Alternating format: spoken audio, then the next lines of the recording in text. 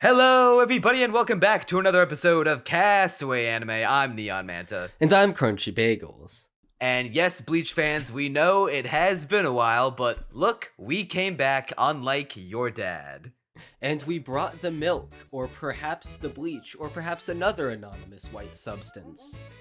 We brought the podcast, because it's been 6 months since the last one.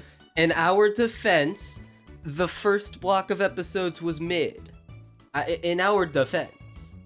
Yeah, the beginning of Bleach, those first 10 episodes, it was kind of a snooze fest. But hey, before you start going away typing your angry comments, I'm sure you'll probably agree with me, Crunchy. This was way better. In the show's defense, I think it's pretty much been like getting better each arc. Episodes 2 through 5, if I'm remembering this correctly, were just really kind of dull and boring, and then it slowly gets better with Ichigo's arc about his mom dying to the Hollow and him having to face his past, and then or rather before that we get the arc with Kon, which is like a mild improvement over the previous few, though still pretty mid. I'd say the episodes, I think it's like 8 and 9, were the first ones where any sort of investment was formed in the show overall, beyond just liking Rukia. But this block is like so infinitely better, it feels, I wouldn't say like a different show, but it's like everything just suddenly clicked together, and wow, I'm invested in the world and characters now. I'm invested in what they want to do, and the goals they have. They have interesting goals now to save Rukia. And it's been, for context, it has been a while since I've actually sat down and watched like more than a single episode of Onimai for anime watching, because I've just had a lot to do. God, I forgot how fun it is to binge shows. This was so fun. Yeah, almost as fun as subscribing to the podcast and subscribing to Crunchy's channel as well, so you can keep up to date on both of our content and keep up with the new episodes of the podcast. Wink, wink, nudge, nudge. We have a gun to your head. we have a Zanpakuto to your throat. There you go. You tied it into the Bleach lore. Yeah, this batch of episodes has been a massive step up from the snooze fest that were the first 10. I forget where people rank the substitute arc amongst the Bleach arcs, but I have had much more enjoyment out of this. I wouldn't say just judging from the sound of it. We'll get into it in the podcast proper, but just judging on your enthusiasm both before we started recording and in the couple minutes we've already been going, I wouldn't say I'm quite as invested as you are, but I'm excited to see exactly how it got you invested in particular, Mr. Shonen's not my action shonen's not my favorite genre, Crunchy Bagels. In my all right, for the sake of consistency and clarity, I wouldn't even necessarily say the action is what I like about it. There's parts of the fight scenes that I like. There are parts that have me extremely worried for the future of the show, but we'll get to that. But it's not necessarily the action so much as I think the fight scenes in this batch of episode, as compared to the first, have so much more drama and emotion, and like what we were talking about before, there's always a clear defining reason why the tide of battle changes, even if you could say at times it's rather dubious as to whether it should have changed like that, or whether that was necessarily a good narrative choice. It's no longer just, I slice the bad guy until I win. There's always like a change in the paradigm of the fight, and all of a sudden, the good guys can overcome the hollows. And oftentimes that's marked with characters gaining new powers, and that's always really exciting to see unfold. And oftentimes there's emotions to the fight as well. Something that I think really dragged down the first batch of episodes is that a lot of the fight scenes, especially early on, don't really have much to hook yourself onto unless you just inherently find the idea of Ichigo swinging a big sword really cool or whatever. Like, the first arc is Okay, I'm trying to remember what the very first one. Well, first there's like the tutorial of fighting a hollow. You know, that's understandable. But like the stuff with the parakeet or whatever, who cares about the parakeet? I don't care about the parakeet. He Care a can. shit. Yeah, I mean, if he jumped off a cliff right there and was like, "I'm done being a ghost parakeet. I'm just gonna kill myself," I'd be like, "Cool, do it, bitch." Bickering, are we? Hmm? How unprofessional. Good evening, Ichigo, Rukia. Who the hell are you? Uryu Ishida. I'm a Quincy. Soul Reapers are my enemies. Ichigo Kurosaki, you are my enemy. Yeah, the stakes have definitely been raised. The drama has been cranked up, and we're introduced to a small handful of new characters, and we're really diving into the world building and the lore of the Soul Society and the Shinigami and the Soul Reapers. It's all getting interesting now.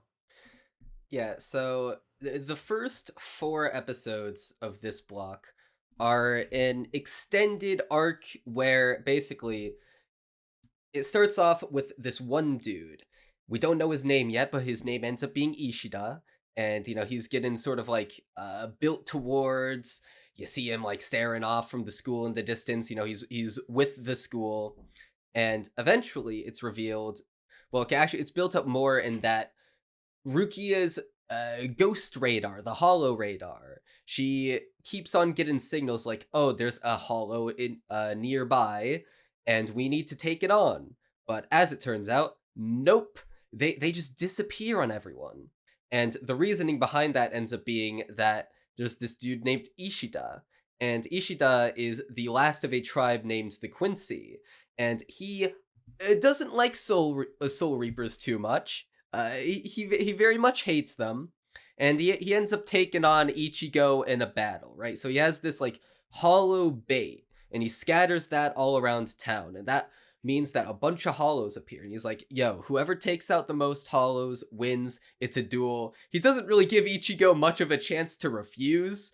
Because, like, if people are in danger, Ichigo's gonna go and save them. That's like clockwork. That is how he works. And so, the second that hollow bait was scattered, Ichigo's fate was sealed. He was doing this duel. And because of that, we have the first, what feels sort of like high stakes. Well, not the first high stakes arc, but another high stakes arc where it's like, it's not just an individual hollow with some like individual storyline that you maybe don't really care about. It's an entire town going across many different characters and their adventures fighting the hollows. We get Orihime and Tatsuki. We get Karin and Chad, my absolute man. And we see them fighting hollows in their own unique ways. It is a very wide, expansive battle that's very fun to see unfold and see told through all these different perspectives. That immediately hooked me into the show. As soon as that was started, I was like, it's getting good. I had to grab the popcorn. Yeah, it got good for me with the introduction of Uryu as well. What he brings to the table, he's a bit of a Sasuke like. He's a bit of an edgy boy. He's a Quincy, which is basically a human with those spiritual energy reishi powers. He's got a cross on his arm that he can pull, and it turns into like a energy bow and arrow he uses to kill hollows with. And he's like, "Ichigo, you are a Soul Reaper, therefore you are my enemy." And we find out that we get introduced to this first bit of interesting ideology clash, which is a thing Neon Mantas survive off for nutrients. We get this clash between the Quincies and the Soul Reapers, because the Quincy tribe, they were the race of ghostbusting reishi humans who hunted hollows, and whereas Soul Reapers purified hollows to send them to the Soul Society, aka the afterlife, the Quincies just killed them because they're evil monsters and they deserve it. Their more specific justification is that they killed their human comrades. So like, hey, they're monsters that we are avenging, are fallen that the Hollows have killed. So we will use our powers to kill them back. Yeah, we sort of even get more exploration of this idea of they're killing the Hollows out of this sense of like revenge. It's essentially retributive justice, and we get it's very quick and brief and doesn't really amount to a whole lot. But Chad's backstory is that we get a flashback to his past. You We're mean in the you mean Uryu's? no, I'm talking about a different backstory. We get a brief Oh, you're flash. talking about okay. Yeah, Chad gets like a brief flashback during his fight where he's talking to his dad, and his dad is very disappointed because Chad not clocked someone in the face or whatever. And he's like, no, you can't just do it out of like some petty sense of revenge. You gotta like protect people, and that sort of I guess ties into this theme of like I guess it doesn't really amount to a whole lot, but I noticed the connection of the both the Quincy and him using this like sense of revenge as an excuse to do harm. And Chad's stance is obviously nah, you gotta protect. You don't just gotta like you don't just do Before you eye for an attack, eye. you protect. Yeah, you don't just eye for an eye, because that makes the whole world blind. Just like Uryu's teacher taught him. Yes, I'm pretty sure that's was that Uryu's teacher that said that, was that Chad's dad? That was Chad's dad, but Oh, okay. yeah. I'm getting my elderly mentor characters. Actually, I quoted the bit with crossed. Chad's dad, but I have so many notes that I'm probably not gonna find it. But Ishida doesn't actually hate the Soul Reapers necessarily because they have an ideological difference. They do, and Ishida does believe in the Quincy's way of doing things more so than the Soul Reapers, but he has a personal stake in it because the Soul Reapers outed themselves as not necessarily entirely the moral authorities. So Ishida's sensei, I think it was, I don't think it was his dad, but his sensei. No, it was his grandfather. His grandfather. Okay, so his grandfather was the very last of the Quincy tribe, and he was born to him, so they're both the last Quincy, and he wanted to work with the Soul Reapers. Quincy's grandfather was like, "Yo, if we just set aside our differences, I can help you take on these Soul Reapers, right? We can cooperate, overcome our ideological differences." And they were like, "Nah, fam, that's cringe." And they basically outcast him from their society, and they just continue, doing their like taking on the Hollows and living secluded from the Soul Reapers. And that ends up being his undoing, because the Hollows appear and they surround him. There's 5 of them. They're all extremely powerful Hollows, so not the fodder that Ichigo and Ishida are like taking on during this big swarm. It's 5 pretty sizable Hollows, and if he had better connections with the Soul Reapers, they would have been able to get there in time to save his grandfather. But because they refused to work together, well, the rest of the story from there. Ishida's grandpa dies, and now Ishida has a vengeance, a fire in his soul, and he hates the Soul Reapers.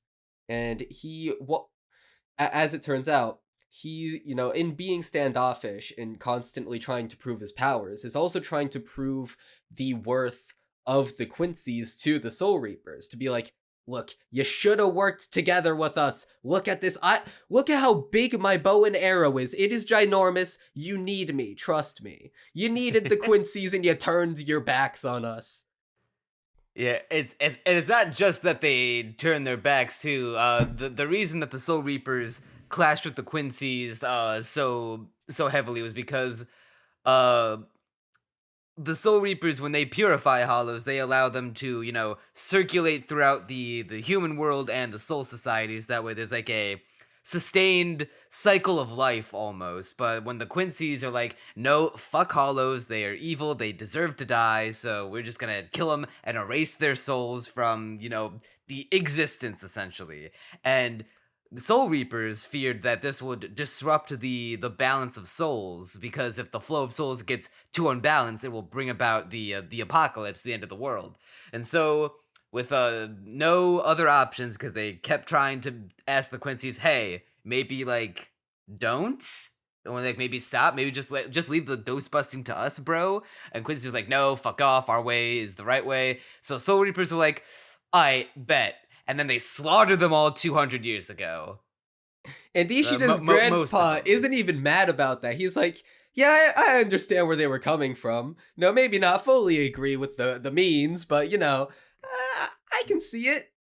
I was surprised to see how Uryu, like, is actually pretty cool. He's like, I don't, like, care that all of my Quincy's, like, my Quincy ancestors were destroyed. That was generations ago, bro. I don't give a shit. I love how specifically he's like, in fact, like, after I heard about it, I sided with the Soul Reapers, and like, it sucks that a lot of innocent Quincy lives had to die, but in the choice of the Quincy's or the world, I guess just some hard choices had to be made. But he's pissed that because they did not heed his teacher's advice of coming together and teaming up to fight the Hollows, and maybe like extending an olive branch, maybe even rebuild the Quincy's through this way, or just like unite the Quincy's and the Soul Reapers against the Hollows. Soul Reapers like, no, fuck off. They were not able to save him from the Hollow attacks that killed him, and now leaving Uryu, the last of the Quincy's. So he's like, fuck Soul Reapers, I'm gonna prove with my sick ass bow and arrow trick shots that I, the only Quincy, and therefore all the Quincy's, are better than Soul Reapers. That is pretty much how it goes, and yeah, I just like that story. I don't think I'm as, keyed into that ideological conflict as you are, but I did very much enjoy it. Although what I enjoyed even more was just this sense of, like, I was talking about it earlier, this big battle where you're switching perspectives constantly. And more specifically, we're getting away from Ichigo a little bit, because for the longest time, it has mostly been Rukia and Ichigo, just sort of like being the main dynamic of this show. Rukia and Ichigo together fighting hollows, it works, but there comes a certain point where it's like, you need more characters, you need more Kino. And obviously we have Ishida, who has been built up as an interesting character, and as we'll later get to, has a very fun dynamic with Ichigo. But we also get two other fights during this, with Orihime and Tatsuki together, and Chad and Karin. And the whole reason why their perspectives are able to be shown is because they have, at first inexplicably, gained the power to see ghosts suddenly. It ends up being explained with a interesting explanation, which is that Ichigo, he's just overflowing with mana like the isekai protagonists. He just has so much spiritual energy, and that was just like leaking out like a gas leak, and they were inhaling the gas leak or whatever. They were nearby, and they were huffing the Ryatsu. They were huffing the spiritual energy, and that turns them to being able to see ghosts. Now, my initial question was, okay, why only those two and not literally all his friends? Well, I can sort of buy into that ish, because, I get how, like, okay, he spends more time seemingly around Orihime and Tatsuki and Chad than anyone else. Where are Tatsuki's ghost powers? I mean, Tatsuki can at least sense them, if I recall correctly. She can sense them, but what's her inexplicable ghost fighting power? Surely they're not going to sideline her, because she's one of my favorites. I mean, for now it seems like she won't be relevant for a while. Uh, Yeah. and there are I do have a few words on some of the inexplicable ghost powers, but I can sort of buy into the idea that they would be the first ones to see ghosts. The issue is, and there is a way that they could have fixed it that they might have, but it's still sort of it's not entirely addressed, but it is sort of addressed. I don't even know how to put it, but like it, it's said by Ishida that Ichigo has no way of like controlling his powers. He doesn't know how to. And I was thinking, okay, the way to, shove up this plot hole and be like, yo, everything's fine, is to just teach him how to control his powers. That way, there's no reason why anyone else would develop sudden ability to see ghost-itis. He just, he isn't a leaky faucet anymore. That doesn't really happen, and he does spend a fair bit of time around his other friends, so it is still sort of an open, something you could totally poke holes into if you wanted to. Yeah, I just I want to see Toski kick some ghost ass. She should have been on this journey with us, but you know what? Well, see, I here's the guess thing. I wasn't under the impression that Ichigo's leaky faucet behavior was what led to them getting the powers. Because Orihime, the fairies outright, I know they're not called fairies. I don't know what they're called. I just call them fairies, and I refuse to I learn call the them actual fairies, too. name. But There's you need a glossary. This is one of those you need a glossary type shows.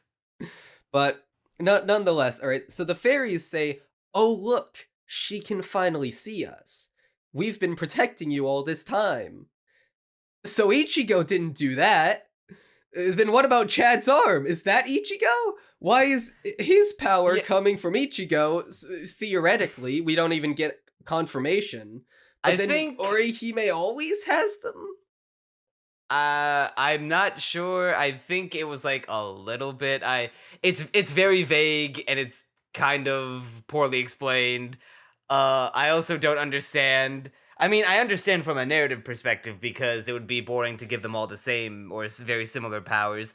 I just don't understand why narratively Chad gets a big buff guy gauntlet arm that makes him even stronger, and Orihime gets those fairies that she can heal and make shields with. I know the metatextual purpose to give them unique powers make Chad be the big muscly powerhouse and Orihime the defender slash healer of the group.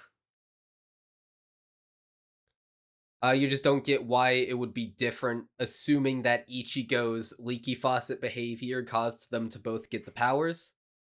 Yeah, I just where's the narrative through line of being like, okay, you get muscly gauntlet arm and you get the 6 fairies with different personalities. Well, see, I'm still under the impression that Orihime's fairies were always there, because that's what the narrative has led us to believe, unless we assume that the fairies were born literally at that moment, but had memories transplanted into them a la Haruhi, the world was created 3 years ago type stuff. But Chad's maybe arm like that. isn't... we can only assume it's from Ichigo, because there is no other explanation. The show does not try to explain it. He just gets it. Because let's theory craft and say because Tatsuki's able to see ghosts now. Let's say she will one day get a unique special snowflake superpower. Is she going to have like her own unique one? Is like the gauntlet arm thing a like the basic bitch everyone gets it or like a variation of it, or is she going to develop her own unique X-Men ghostbusting power?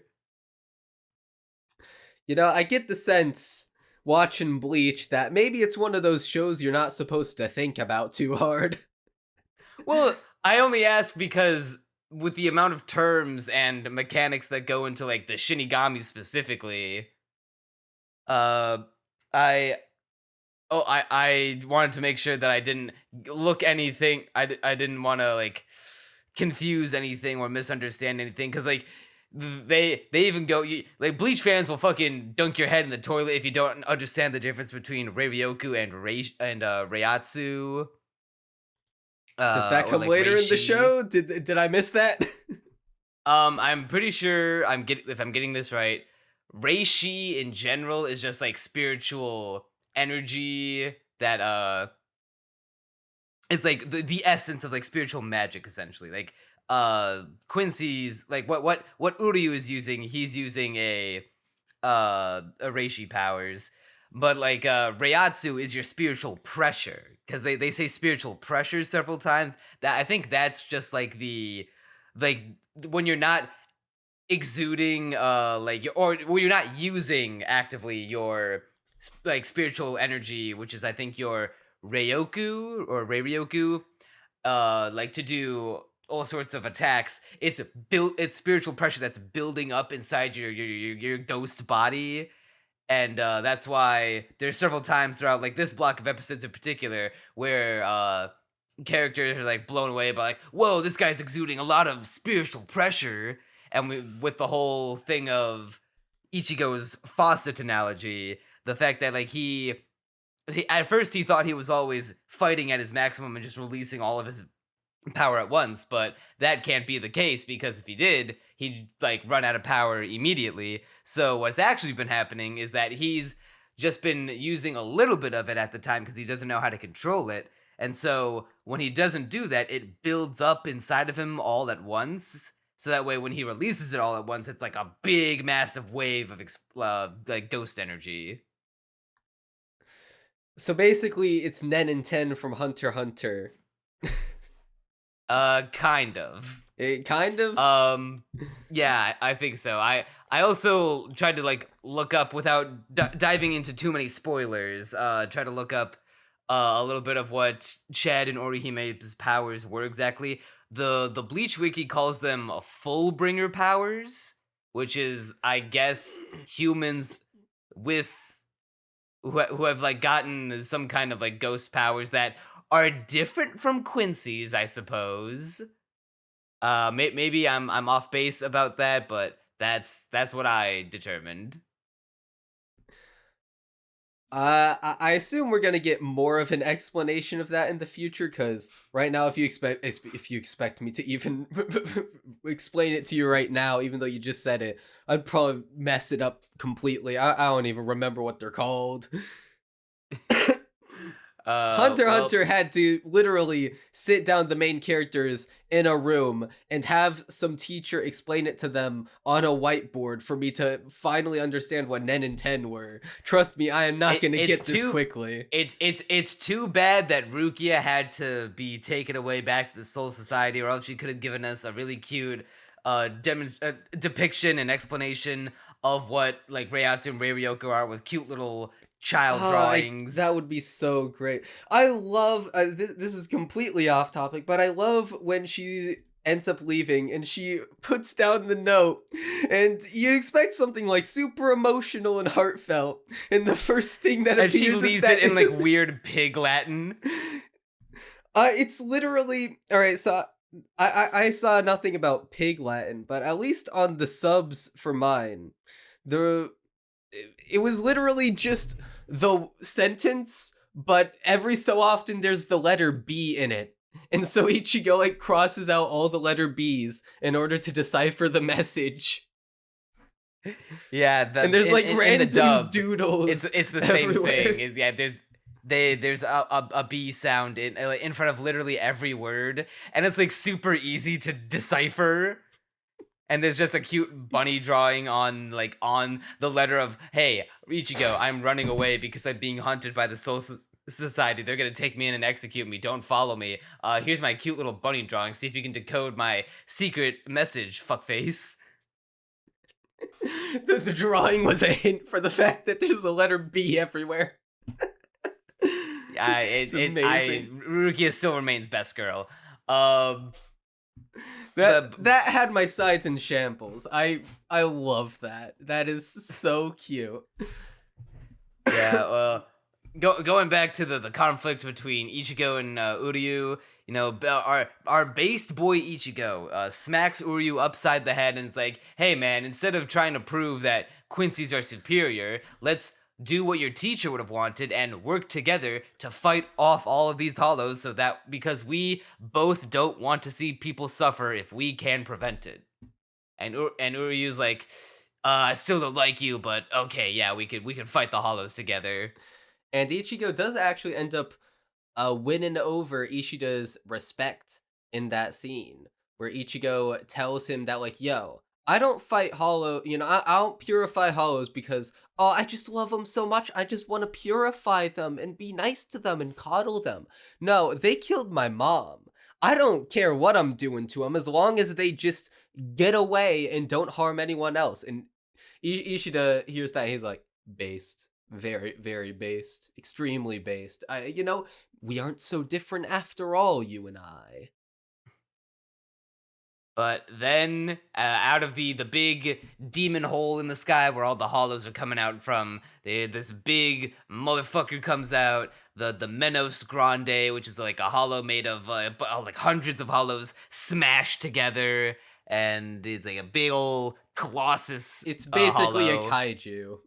That literally, I Yeah. love the visual of it coming out of the sky. Like, the sky has become a curtain, and it opens it up and comes through as if the curtains are opening on the new fight. Also, I'm not sure if this was intentional, but it might be. Menos, menace. You get it? No, I don't think that was it. Wait, is Menos Spanish for menace? I don't think so. I have no idea I can't speak Spanish, but they sound Because similar. Bleach likes to use a lot of Spanish for some reason. Let me run that through Google Translate real quick. Menos Grande. Okay, it's Spanish for big minus. Big minus. That doesn't make sense.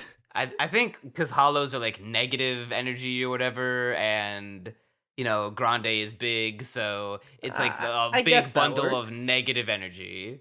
All right, you know what? Fair enough. So my wordplay was completely off base, but I still got a kick out of it. Now you And- gotta brush up on the Duolingo. If I Duolingo something, it's not going to be Spanish. I took German classes. I still need to finish my German learning. But- How do you say big minus in German then? Gross minus. I have no idea how to say minus in German, but I do know big is gross.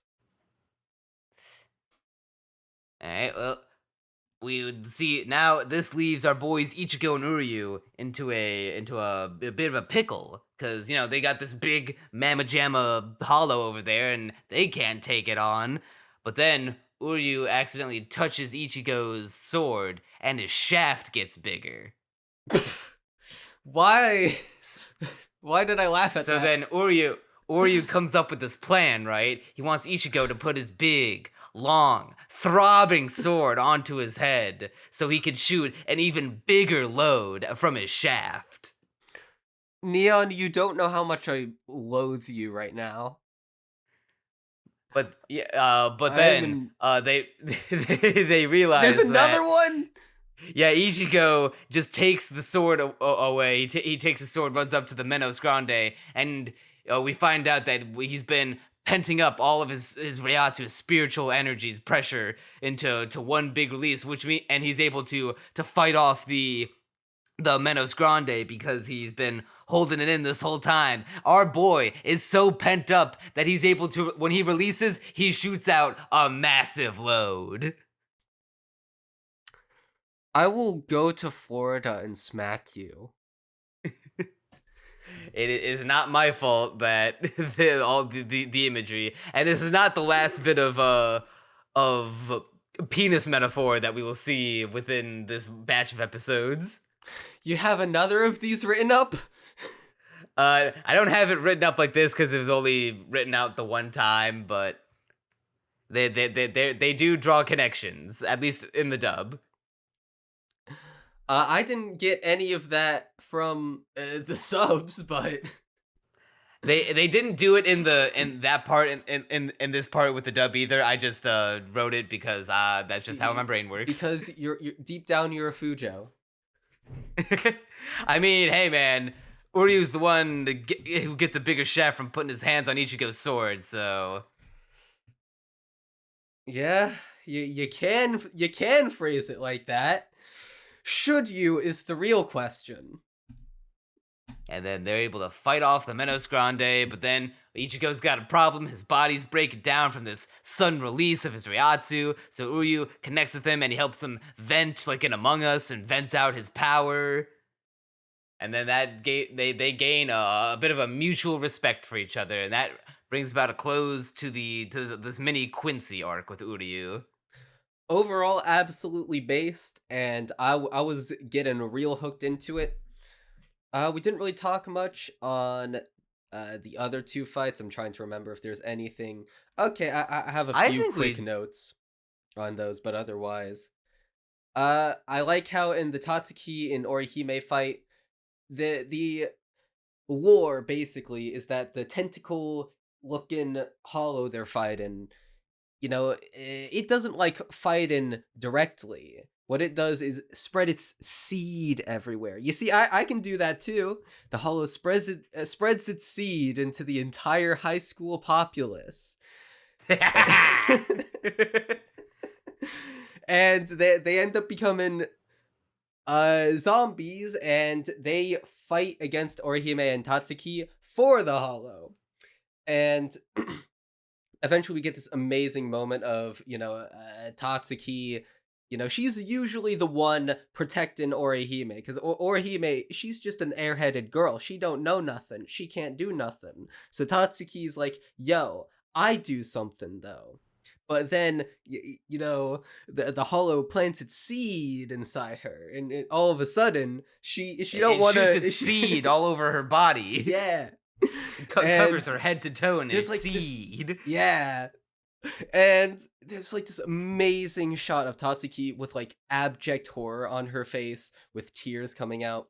But, Orihime is like, you know what?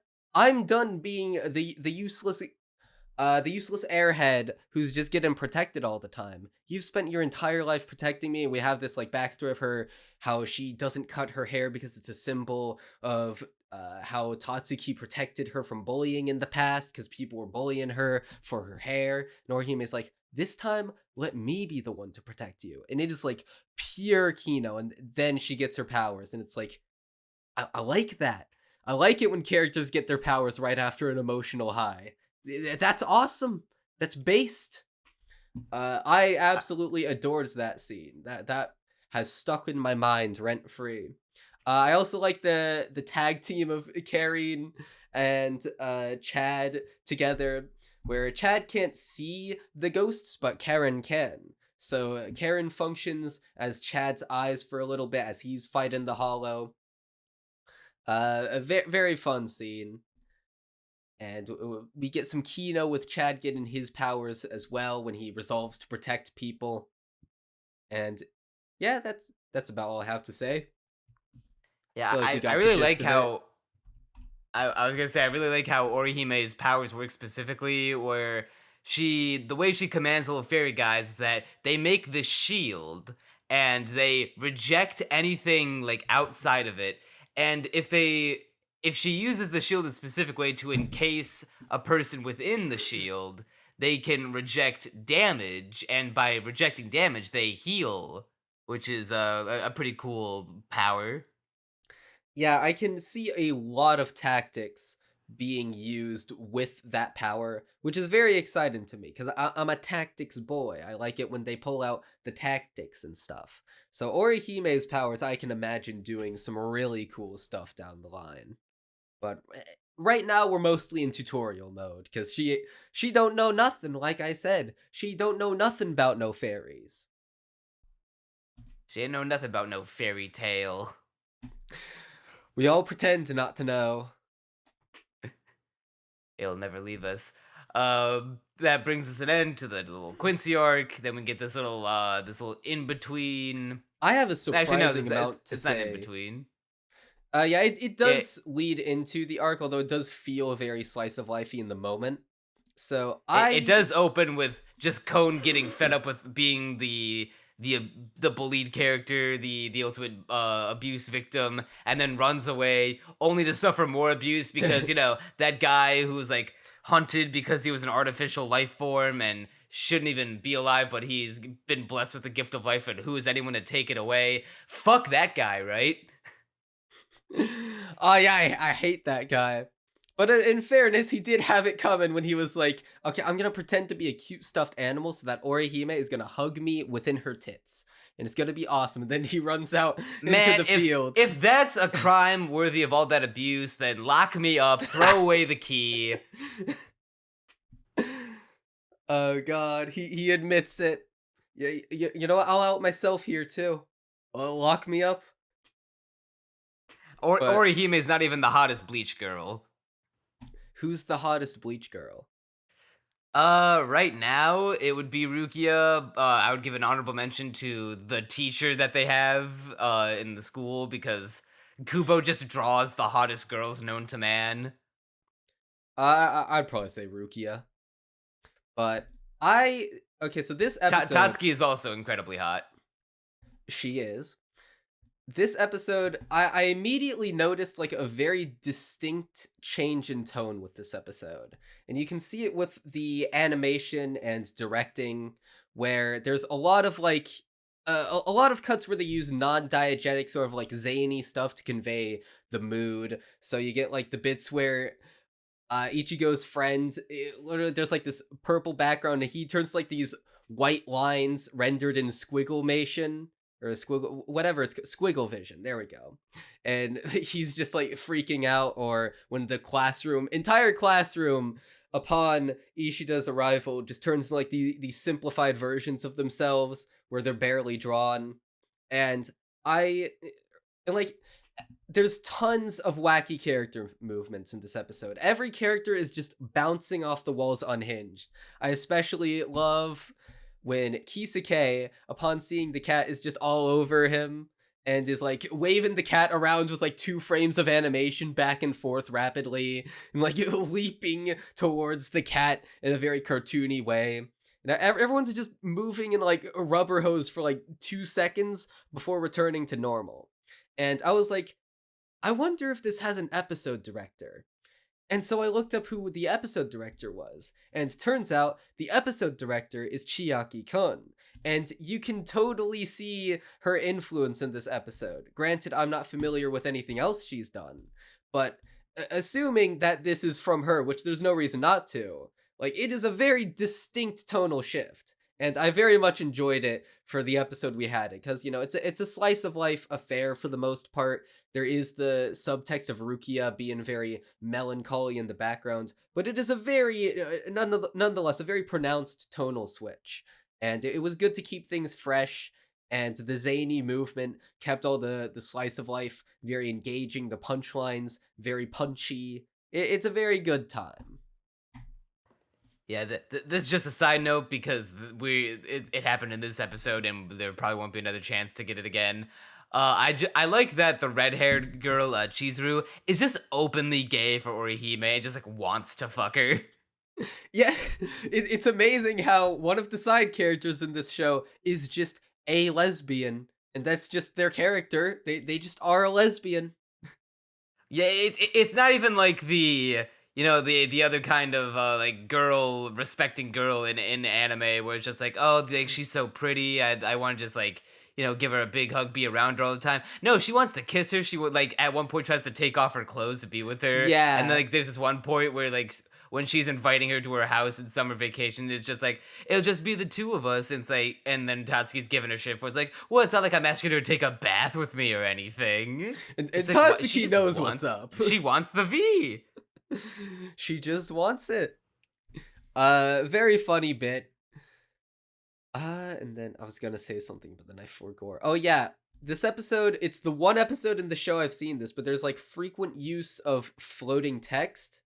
My subs didn't actually specify what they were saying, but I assume it's just like sound effects from the novel. There's always like text flying out whenever there's like the very like comedic shots with all the lines going everywhere. And I assume that's yet again another decision that can be traced back to Chiaki-kun. Likely. I'm not too familiar with their body of work. Me neither. I am merely assuming all this. But I don't see any reason not to. We get Ichigo and Ishida's dynamic on full display in this episode, with Ichigo basically inviting him out to lunch, and Ishida, he goes along once he realizes that Ichigo's poor friend is paying for it.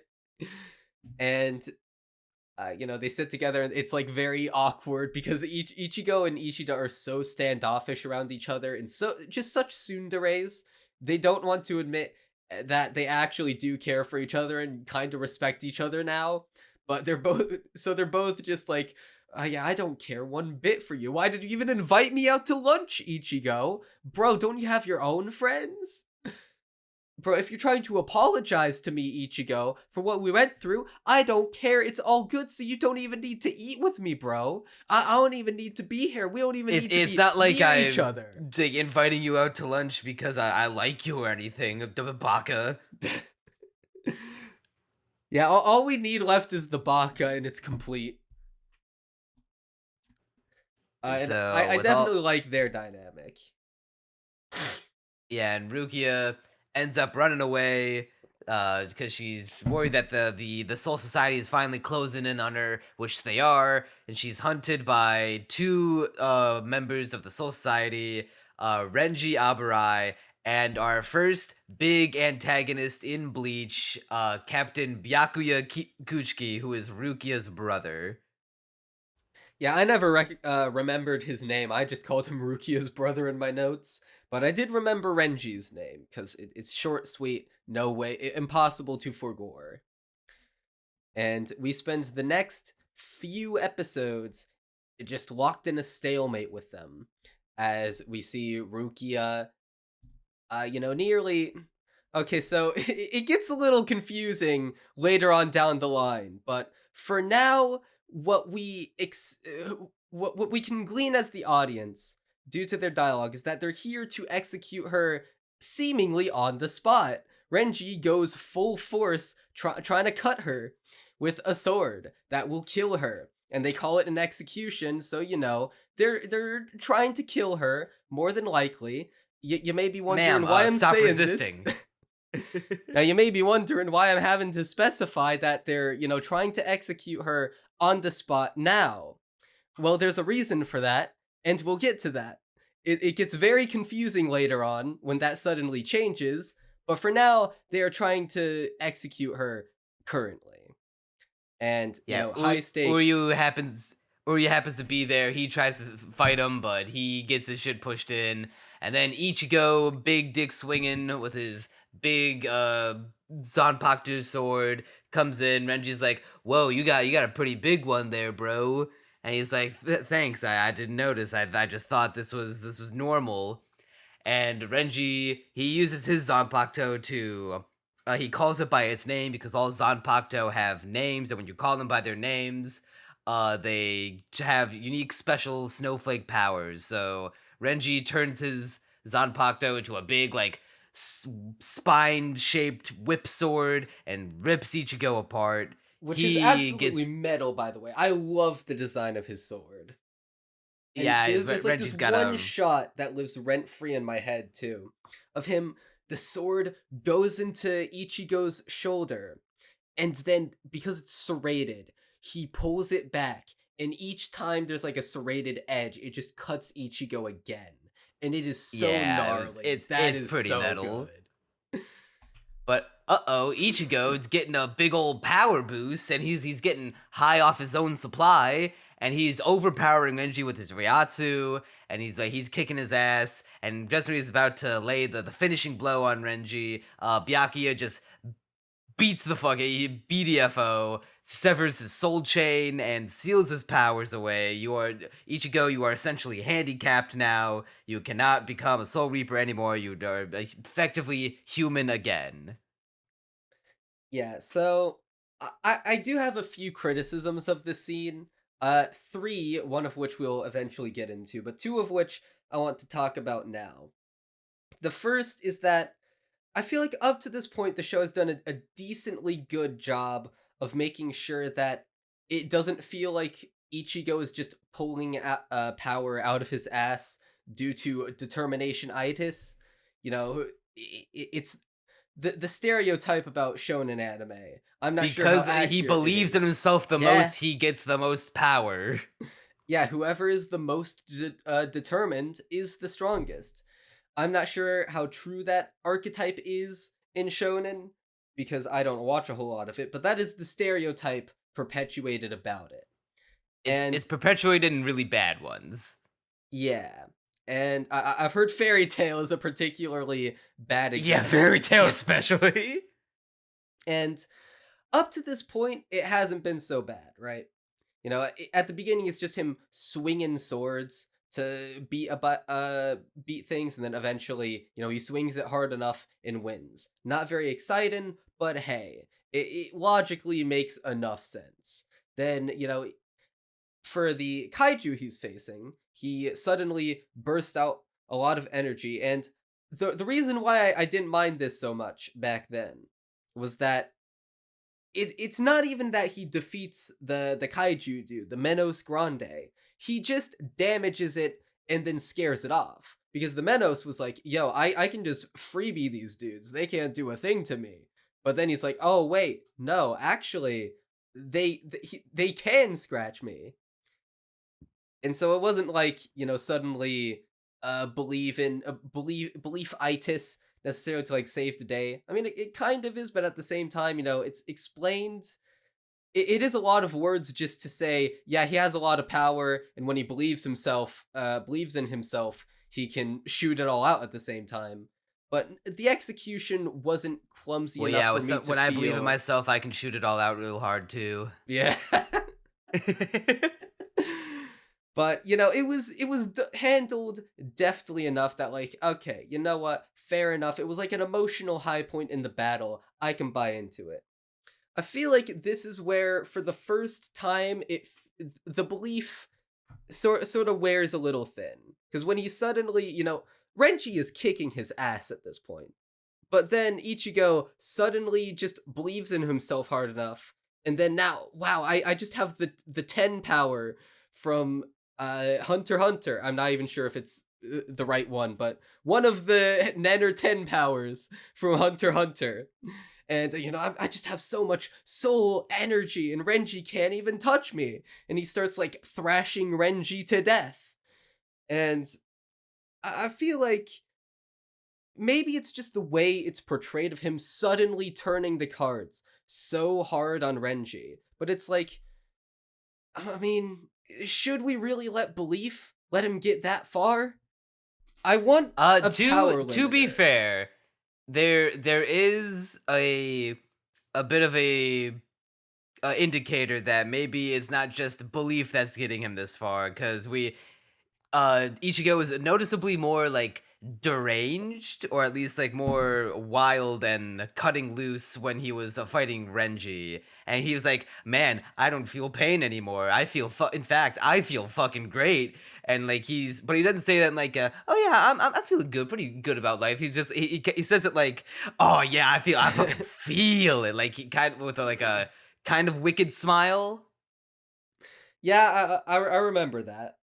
And there is another thing later on where it's like he exudes so much energy that he just straight up falls asleep while he's fighting Kisake. He just can't go on anymore. But I don't know.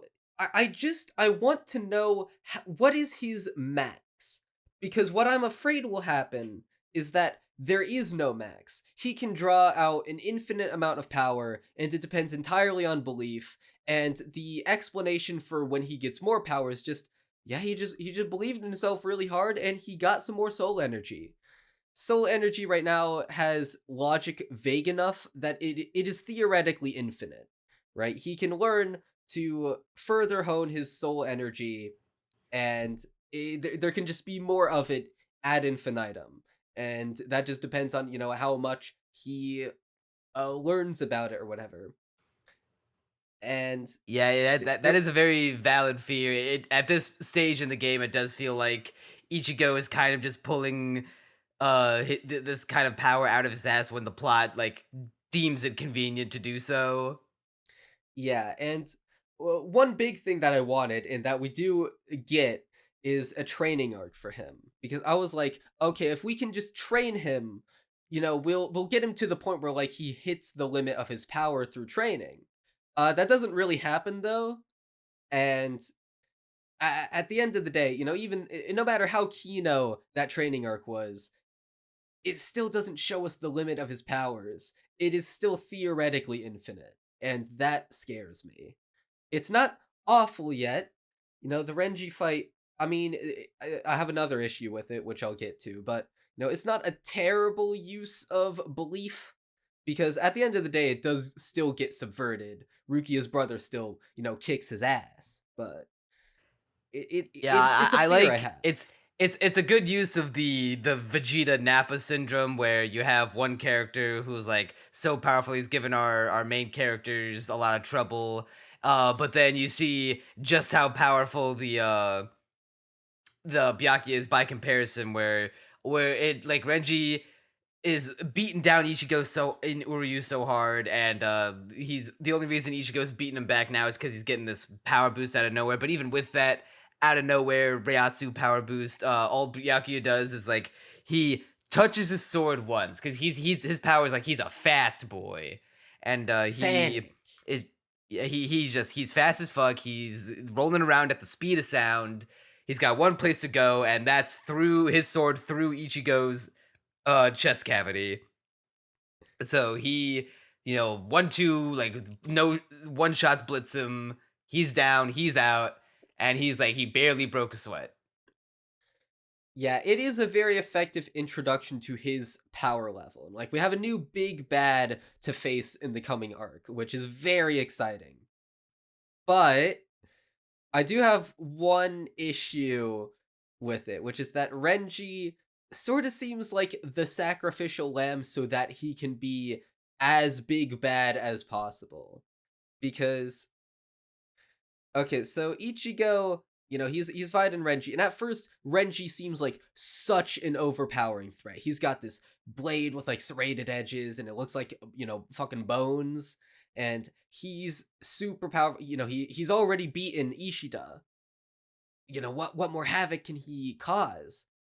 The issue comes when Ichigo gets his new soul powers or whatever. He starts exuding that 10 energy.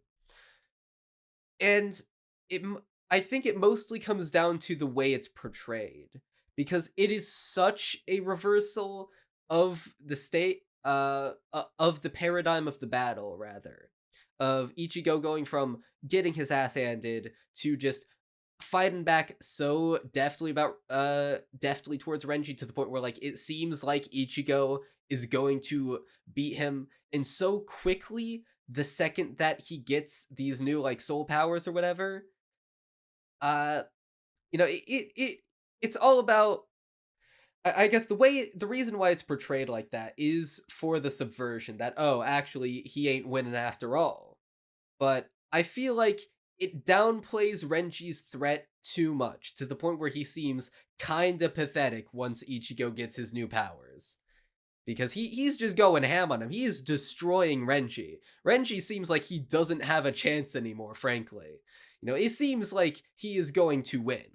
And I feel like we didn't need to go that hard for the subversion. I feel like Renji could have kept a lot of his threat level, of like make it more of a mystery as to whether or not Ichigo would have won, instead of making it seem like nah, he would have totally handed Renji's ass to him, were it not for the fact that Rukia's brother was here. Yeah, I see where you're coming from, that, and that's pretty fair. Um, this yeah, I actually don't have anything else to say about that, because I just thought Renji was just there to just show the power gap between him and Byakuya through Ichigo. And so once Byakuya fucking just pones Ichigo epically, says, haha, you're a fucking weak bitch, you suck, we're gonna kill you right now. Rukia, steps in being like, no, don't, and also get your hands off my brother, Ichigo. I will go with you to the Soul Society. I will pay for my sins. all I ask is that you just let Ichigo bleed out. Don't strike him down." And they let him. They leave him alone. They fuck off to the Soul Society, and Urahara comes to save Ichigo. And he brings him back, and he tells him, "Look, Ichigo, you're a weak bitch. If you go to the Soul Society now to try to save Rukia, you will fucking die instantly. But Rukia's execution won't be for another month. So let me train you for 10 days, and then you will be strong enough to save her. It'll take me 7 days to open the gate, and that'll give us a total of 13 days in the Soul Society to save Rukia." You do not know how hard I popped off when I heard that there was a train arc about to happen. And the train arc does not disappoint. Although before we get to that, I really quickly want to point out they were gonna execute Rukia on the spot. Why are they waiting a month now? The only explanation for it I can think of is that before she was deemed to be uncooperative, but then because she is cooperating with them, they are waiting a month like they usually would. But that also sort of has its holes in it, because there's one point where Renji takes Rukia away from Ichigo's body because he's like, "Bro, you'll extend your sentence by 20 years if you take the body, if you touch the body at all." And it's like, but hold on, you were gonna kill her right there. She doesn't have a sentence. You've already sentenced her to death. You can't add 20 years to a death sentence. She's supposed to die today. I think maybe the way death sentences work in maybe like the Soul Society is maybe like you just become like a soul floating around in the afterlife, and maybe like you just don't have a body and you just can't do anything, and then maybe you come back after a designated amount of time. That's just what I'm theorizing, because That's they're soul possible. reapers. They're already ghost people. So like how do you kill a ghost? That could be a way to retroactively fix that line, but I still don't get the whole now we're suddenly waiting a month thing. That feels like a bit of a why. I mean, narratively, the reason why is obviously, To give us the ticking clock. Give us the ticking clock, which, by the way, pretty much my favorite trope in fiction. Ticking clocks are so cool. Oh man, you're gonna love Majora's Mask. Ass Class convinced me that ticking clocks are actually the greatest trope in fiction and elevate the tension so far. But, yeah, it makes sense within the metatextual narrative, but I feel like Tite Kubo was like, he came up with the scenario and then maybe afterwards was like, yeah, we're gonna have this whole arc about saving Rukia with the timed execution, but at first it was just like, yeah, they're gonna try and kill her, but then we're gonna somehow get out of it. So, although granted, that theory has its holes as well. So who knows? But in its current state, there's a little bit of a gap between, I guess, those two states. Maybe we'll find out in like the next arc. Who's to say? Another random thing, actually, before we go, I'll let you go eventually, but I just need to point out, this is like the same arc that happened in Hunter x Hunter. In Hunter x Hunter, Killua's brother is there in the tournament, and he's like, "You've become soft, Killua. We're gonna take you home." And then everyone else is like, "Yo, we need to save Killua from his family because his family are assholes." In this show, Rukia got emotionally attached to all the friends, and then her older brother comes in and is like, "You need to go home, Rukia. You have grown soft." And then they go home, and then we have to save her now. Just needed to point that one out. Down to they're supposed to be emotionless. It's all at some point it all just becomes incestuous. So now with Rukia gone, all her memories are wiped on Earth except for Orihime and Chad, but everyone just life goes on when Rukia never existed, and then like Ichigo's like, no, this is bullshit. I'm gonna train. I'm gonna get Rukia back. So he goes to Urahara's to train with him to get his spiritual energy back. He spars with the little girl who is apparently super pooper powerful. Like Soul That little Reapers would have girl trouble could taking her on. that little girl would kick Renji's ass so hard. Yeah, I love that. Like she like punch. Not only did she like punch real good, but her weapon seemingly is just like a giant bazooka machine gun that she uses to gun down hollows with. I don't understand how that it purifies them, but It I looks don't know. like Maybe she's not. a Maybe she's not like a cigar Soul butt. Reaper specifically. It looks like the burning end of a cigar butt that she just starts firing on hollows with. Yeah, so now we've begun the training arc. Ichigo was able to complete. There's 3 lessons. The first lesson is the fighting little girl. And this is just to get his basic spiritual energy powers back. Like the speed and the strength and whatnot.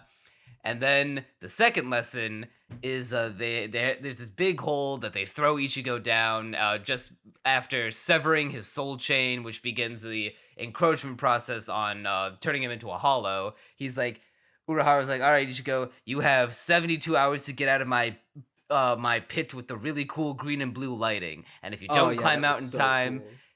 yeah, if you don't climb out in time, the hollow thing will encroach upon your severed soul chain, and you will become a hollow. And when that happens, we're gonna have to old yellow your ass, bud. Yeah, they just throw him down the pit from Gravity Falls. Well, at least this one has a bottom. They throw him down there's an arc in well, not an arc, but like an episode in JoJo Part 2 where a teacher character throws Joseph Joestar and his friend into a hole where they will die if they don't climb out of it.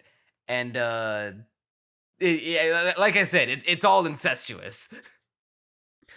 I love Kisuke so much as a teacher. Because what he does is, he's super laid back, chillax, got a bit of a swagger to him, not a care in the world, doesn't really care about Ichigo's comfort at all either. He literally says, let me bully you for 10 days, and you will become strong enough to take on the Soul Society. And what his method is to just throw Ichigo in new situations and then explain it to him once he's in the thick of it. So he literally like throws him down this pit and is like, yeah, or anyway, here's the rules. Your soul chain is already severed. You had no say in this. You didn't consent to this. You're just becoming a hollow in 3 days now, and you just gotta deal with it. He's just so flippant about it. It's just so funny. Yeah, he is pretty entertaining. I still don't like that his hat is not an even distribution of stripes. I hate that. I kind of like it now. I noticed that in one shot. It always bothers me. It still bothers me. I hate it. I mean, if you have OCD, it bothers you, but I feel like it kind of reflects how uneven and shady his character is. Like, there's no neatness or perfection here. I got that from him, from his wild hair and his facial hair. And the fact that he walks like around that in that hat with his wooden clogs. I just love that character archetype in general. Every single time, because I'm perpetually Monogatari brained, I just think of Meimei Oshino, and he's very very much that type and infinitely entertaining. I love his character design. I said this in the first podcast. Very just a cool dude. So with all this this fight, this journey in the pit, all in the meantime, Yoruichi the cat is teaching Orihime and Chad how to use their powers so they can go to the Soul Society alongside Ichigo and save Rukia, because Rukia helped them out, and so they're going to return the favor because they're all nakama. And they have not even really a training arc, but they need to rediscover their powers. And the way they do that is thinking back on the events that caused their powers to crop up in the first place. And that basically places them back into the emotional state that caused the power to come out in the first place. And that causes Orihime's fairies to come out first, and the asshole fairy just starts bullying her and is like, "You put us out here for no reason. Why did you even call us?" It starts kicking Orihime. Very very funny. I do like that adorably all of pained her expression. I do like that all of her fairies have individual personalities. Yeah, they're all alive, and they all have their own personalities and probably a wife and kids. Yeah, this is just my day job, Orihime. I go back home to my wife and kids. I go back to my little fairy wife and my little fairy house and my little Yeah. fairy kids, and we eat hilariously tiny dinner. God, now I want that. I want that to be a joke in the show now. I'm sure it's probably somewhere in the many filler episodes that we will not be watching.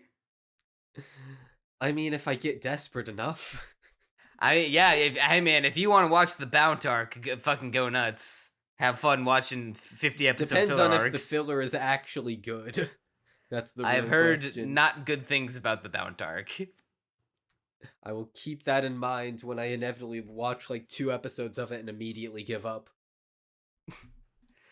So we're back to Ichigo in the pit, and he's like, "Oh shit, I can't climb out here because my arms are bound. I can't climb out. I'm turning it. Oh god, I'm gonna fucking hollow, dude. He's I'm gonna morbing. I'm gonna hollow morb. all I'm over about the to place." morb. Yeah.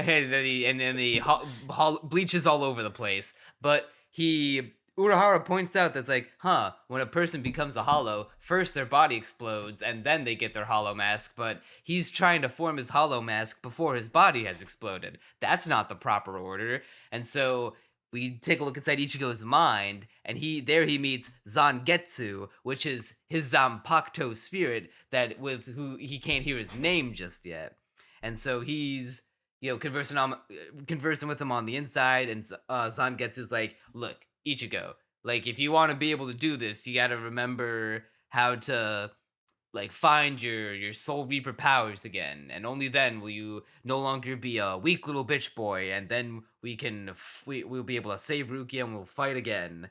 And so he remembers that soul reaper soul ribbons are red, and then finds his specific power in this one specific box. And then he has this incredibly Kino moment where he shoots out of the hole as a Soul Reaper, but with a Hollow's mask on, and where he, only with the hilt of his still broken Zanpakuto, shatters it like by slamming it into his mask, and then only leaves like a tiny little chunk of it stuck to his hair, all while he's also wrapped up in like a turban of torn bandages and almost like a cape from the bandages that were bound to him from one of the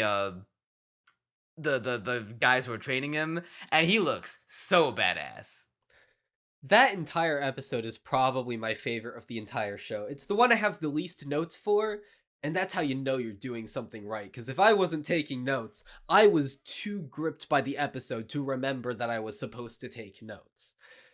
The entire bit where like he's in this blue cityscape, on its side, it's so surreal and cool. It's such a cool visual. This entire bit of like, just the entire what you described of him having to pull together at the last moment when he's about to lose his humanity and become a hollow to get his soul reaper powers is just it's kinography. It's based. And I love this so much. Ichigo, he tells Kisuke, when I was at the bottom of that pit, I swore, when I get back up here, I'm killing you. And it's so cool. Yeah, I love how Urahara's like, "All right, Ichigo, it's time for your final lesson. All you have to do is knock my hat off your head with your sword, and there's no time limit for this one. Take as long as you need to." And Ichigo's like, "Fuck that, I can do it in 5 minutes." Yeah, he is raring to go. It is so neat to watch unfold. I remember in the first block of episodes, we were sort of like, yeah, Ichigo's okay. He's fine. I think it's fair to say that I have grown quite attached to Ichigo, and I think He's getting better. he has a lot I more based moments in this arc, and he goes through the emotional melancholy after Rukia's gone, and he has to get like a pep talk from Orihime, who basically charades as him, which was very endearing to watch. And he has more of an emotional texture to him throughout this block of episodes as he grows beyond the just being kind of standoffish for the most part into just having all these badass moments and this determination to get Rukia back. Yeah, with all of this training going on, and he's trying to regain all of his powers. The second lesson, he becomes a Soul Reaper again, and now the final lesson is to fix his Zanpakuto because it's still broken and it's getting even more fucked up because Urahara's drawn his Zanpakuto and he's fucking up his sword. It's like cut through it like nothing. And then we get the Kino moment where Ichigo finally comes into his own. He hears Zangetsu's name. He calls it out. After conversing on the inside, it's like, I'm running away. I'm so pathetic. But no, this is not how I'm going to save Rukia. I need to stand and fight. And I will do that. I'll never give up. It gets a little more of that never give up infinite spirit energy or whatever. But he draws his Zanpakuto Zangetsu. And it looks like a big fucking steak knife, and it's his trademark sword, and he swings at Urahara so hard, he's like, listen, man, you better get ready, because I can't control this motherfucker, and then lets loose the sword strike so hard that Urahara's like, oh shit, I need to put up this blood wall, or else I'm gonna lose my fucking arm, and his hat gets blown away, and there's a shit ton of rock and ground behind him that's just like, cut straight down the middle, split apart, pretty based. Urahara without his hat on. Cursed image. And with that, Ichigo's training is complete. He's got his powers back. He's even stronger than he was before because now he's got this steak knife looking Zanpakuto that he knows the name of now. All in all, I was super hooked throughout that entire training arc. Even if it's less a let's hone the powers you have and find out their limits, and more of a let's discover all these new powers and regain your old ones that you lost. But still, I love Kisuke's way of training him. Very cool stuff. And after that, we have just the final bits, emotionally wrapping up the substitute arc as Ichigo and Co are getting ready to leave for the Soul Society. We get Tatsuki talking to Orihime, like, look, man, you seem to be going through a bit. It seems like you're going, on this vacation, but like, it seems a little important. But listen, man, I always got you back. I always got your back. I'm staying here. You can always return home and come home to loving arms. And, that's pretty based, right? As the fireworks go off, Ichigo gets dragged into this summer vacation-esque bit where, he's like super reluctant about the entire thing. And it's just like, bro, I just want to keep on thinking about Rukia, right? I got things to worry about right now. And then, right as he's leaving in the night, there's just this amazing moment right before that, actually, where Kisuke lobs this fuck off ball filled with like red paint or whatever that magically forms a message that looks like it's from a crime scene, and he's just like, yeah, come to my shack. Instead of telling Ichigo to just go over to his place, he tells him the instruction to leave his window open, and then lobs this message that looks like it's from a murder scene into his bedroom. And the entire when he could have just told him to come over there at night. It was completely unnecessary. And he literally says in the message, P.S. if you say that this looks like it's from a murder scene, you have no sense of humor. Showing that the entire thing is just his attempt at a joke. He went through all this effort just to be funny. You gotta respect the hustle. I respect the troll. He does just a minute he does a minute amount of trolling throughout this entire arc. Just microscopic amounts of trolling. A pico troll, if you will. So with a big old slap on the back from dad and a talisman gifted to him by his mother, he sets out with the gang to go through the gate to the Soul Society that's finally open. But there's a catch. While Ichigo can pass through freely no problem because he's got his soul body, with Uryu, Chad, and Orihime, they're humans. So they need to go through this like little machine thing that's part of the gate that will turn them into like spirit people, but they can only keep that gate once they walk through it open for 4 minutes, and if they don't get back in time in 4 minutes to retrieve Rukia, they're gonna get trapped in the border between worlds. That's a bit of a problem when they given only 4 minutes to rescue Rukia. And he says, like, normally it would be impossible, but you just wing it, and you should be able to make your forms into soul forms. You just sort of brute force it. And then aside from that, I only have one more note I have to say, which is whenever Inoue said to Tatsuki, I'll be coming back, right? I'll come back, I'll promise. I just imagined Tatsuki being like, oh my god, no, Orihime, shut the fuck up. You're raising your own death flag. Don't say that. Just be quiet. Zip your lips. Man, Orihime should have gotten with Tatsuki, and so that way we can leave Rukia and Ichigo, the true pairing, all to themselves. Orihime and Tatsuki are a better pairing than Ichigo and Orihime. Like there's barely any romantic connection between them. I mean, there's no romantic chemistry as the at series least goes on. Nowhere near as much as there is between Ichigo and Rukia. Yeah, not yet, at least. Orihime is admittedly growing on me a little bit, especially now that she. I think the main thing is that she now has a stake in the narrative. That was that was enough for me to start being invested in her, but. I mean, Rukia and Ichigo are just objectively. All right, listen, I am a believer in the idea that there is no objective good, and it's all subjective, right? But Rukia and Ichigo are the objectively superior pairing, and if you believe that Orihime and Ichigo getting together was the superior choice, you're just wrong. I'm sure I could find a scientific study that will bolster my point and show that I am in fact correct.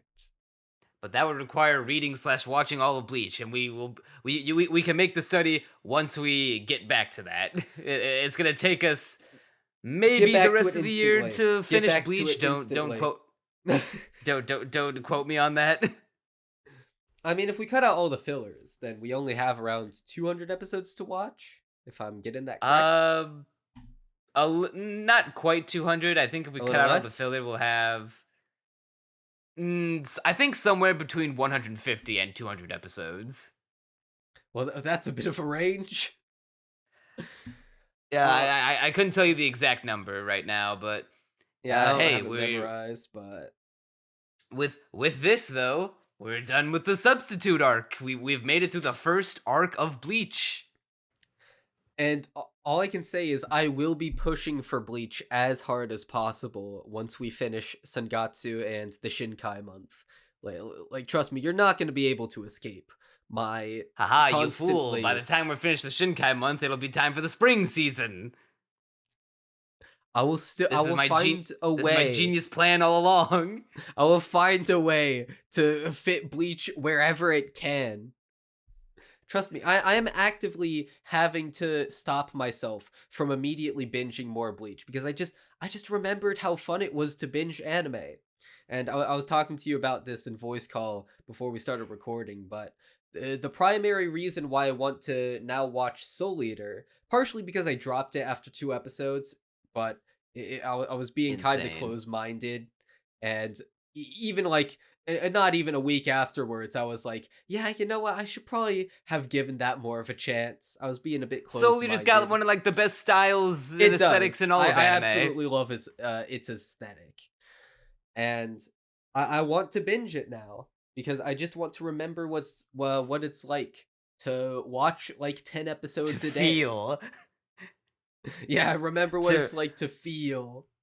to remember when the flow of time didn't matter when you were younger, and now you have all these responsibilities, and now I'm constantly checking the time of like, all right, can I slot in some recreation between all of this work that I have to do? Yeah, I'm tired of it. I've worked like 12 hours a day on the Sorry Goto video for the I don't know, like past week and a half, and I am in great emotional pain, and I want to binge. I want to binge shows again, man.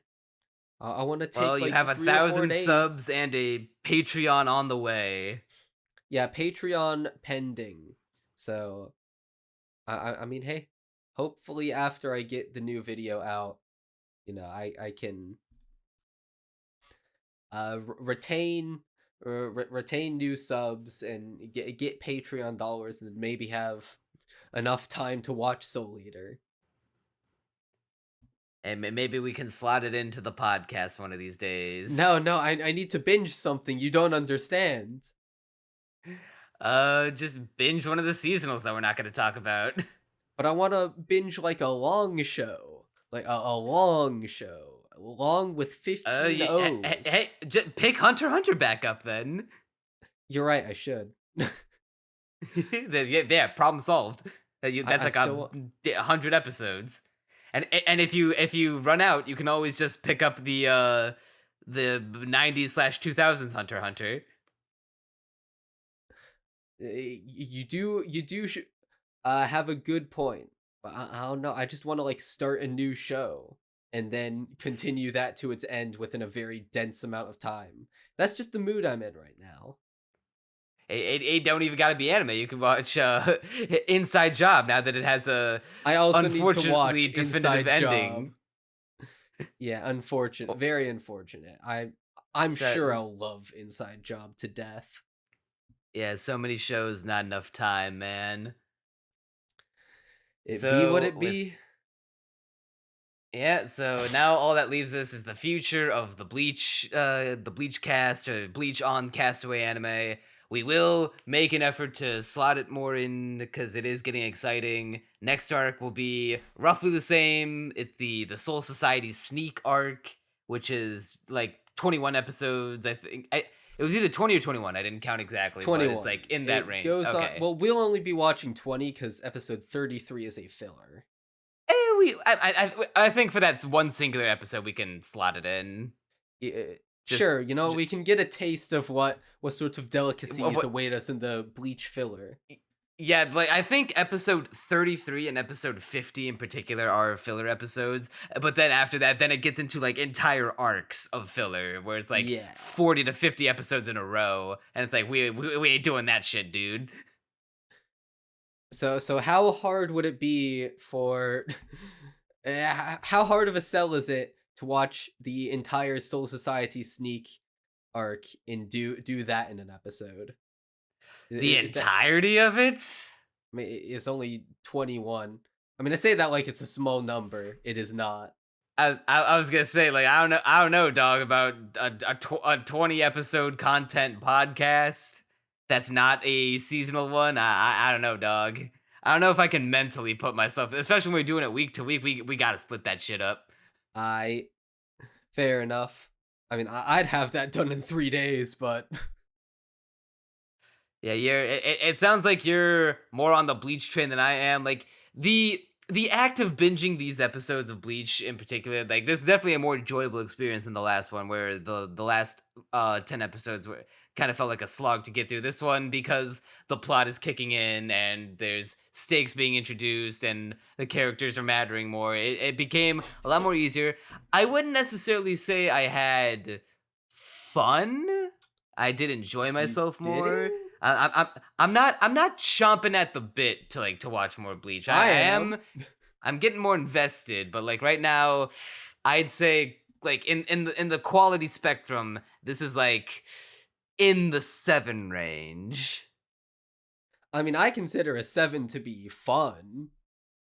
Yeah, I mean, like, I'm not saying I didn't have any fun whatsoever, but like I'm saying, like, if I were to turn like if the podcast like ended right now and then I were to turn around and turn on my TV and open up more episodes of Bleach to watch it, like even if we weren't doing it for the podcast, if I just wanted to like watch more Bleach, I don't feel like I wouldn't get that same like rush of feel goodness that I did binging Owl House or even Well, shows like nothing Amphibia. has the feel goodness of Owl House. Yeah, but like it's that sensation of being like, even though we were doing it for the podcast, even back when I was just watching Owl House for the first time, just to binge it till just to watch it. I was just like, oh man, I'm like, I cannot wait to watch this next episode. I got to do it now. This one, I was just like, yeah, I mean, I could watch another episode. I could.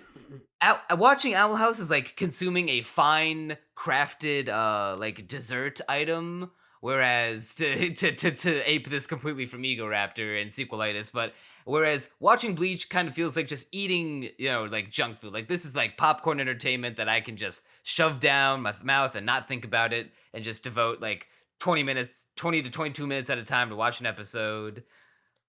And I'd get a level of enjoyment out of it, but I'm not getting that like, oh yeah, I'm not like there's not enough here yet to connect me with like on its strong themings. They've introduced a little bit with like, that ideology between the Quincy's and the Soul Reapers, and the more the characters are mattering. I just feel like once. Well, you know what it is. Also, there has not been like a good shonen fight yet. Like all the action scenes have just kind of been like choreography wise, kind of basic.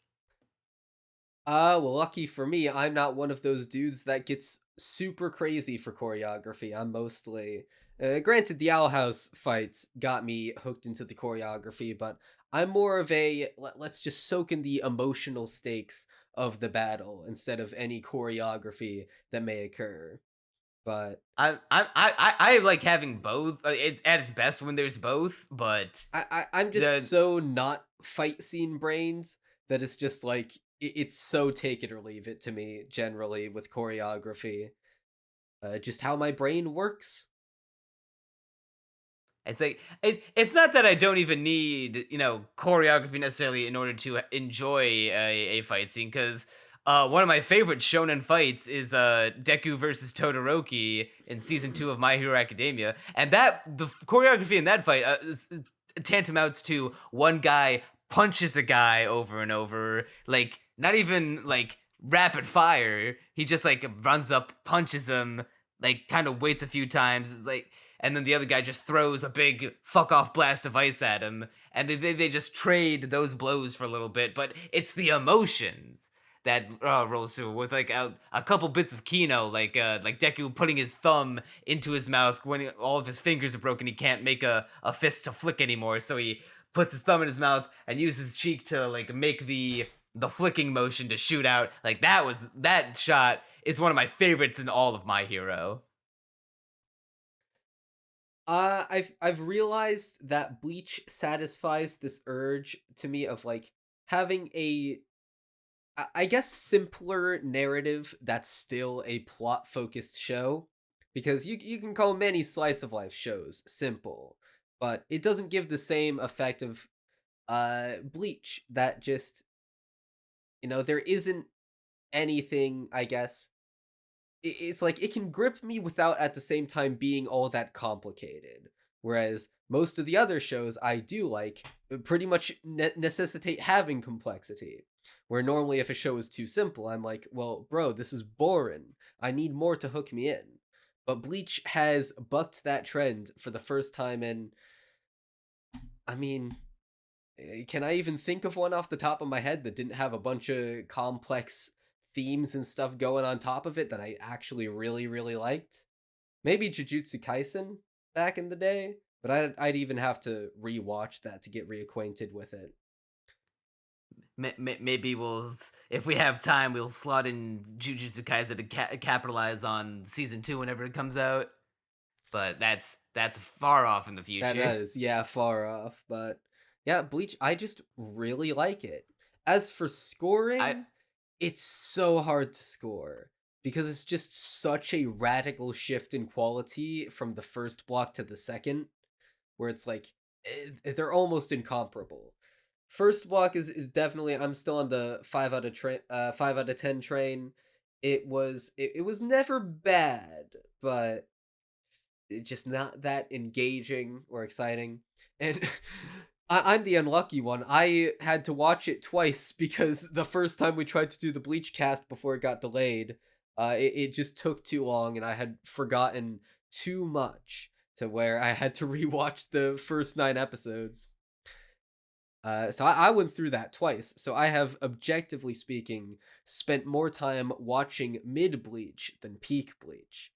But the second half is feeling like a solid 8 out of 10. There's still shows that ascend beyond its heights. In recent memory, from Shonen, you got Chainsaw Man, which I would still consider, narratively speaking, to be far better, have far stronger themes, better characters, overall, just the better show. But Bleach, it's appealing to me with its more simple narrative. And, I'm just really hooked into it. I'm just saying, by this time in like the episode count, we'd have gotten through like the first major arc of Naruto, and we'd get not only one of the best fight scenes in that show, we also get one of the this badass villain and this really badass and heartfelt heartbreaking moment. I'm siding with the Naruto heads on this one. I have not seen Naruto, but do you think it's something I would enjoy?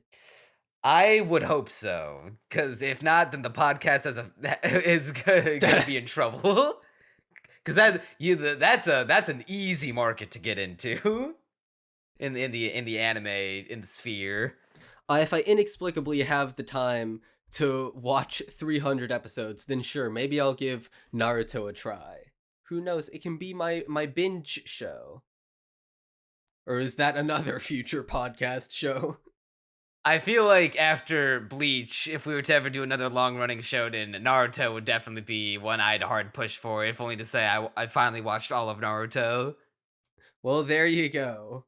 I mean, Because hey, listen, hold on. If Naruto's the one you're going to be hard pushing for, then I have no reason not to watch Soul Eater.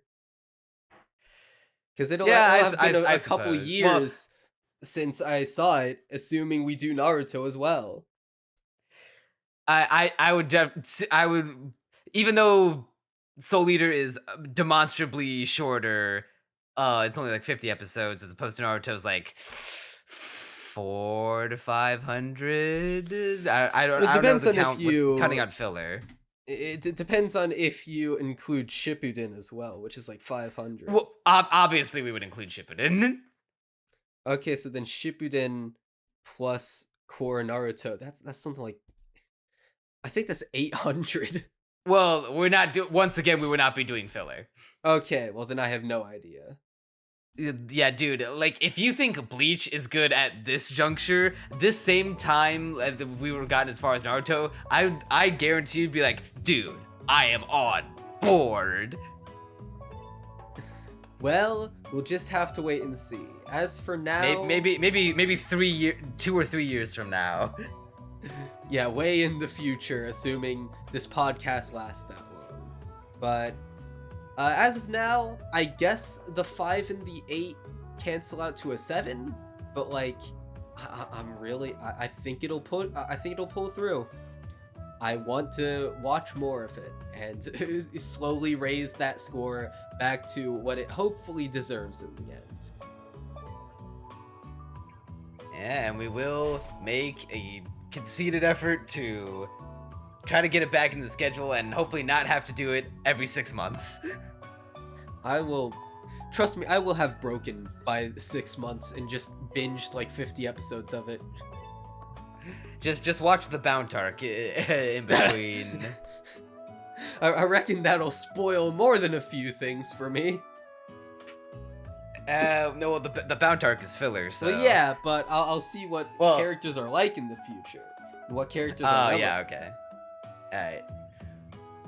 Well, I think that'll bring us to an end of this episode of the Castaway Anime Podcast. If you enjoyed it, please be sure to subscribe, head on down to the comments, tell us what you think about the substitute arc in Bleach, what you're looking forward to, and if you know Bleach spoilers, keep it to yourself, asshole. Like we're some of us are trying to get into this and get the as much of a blind Bleach experience as possible. Yes, we want to blind ourselves with Bleach, so don't spoil it yet. And I think that'll do her for this episode of Castaway Anime. I'm Neon Manta. And I'm Bleached Baguette. He's really leaning into the brand synergy. Yes. And you'll see us next time.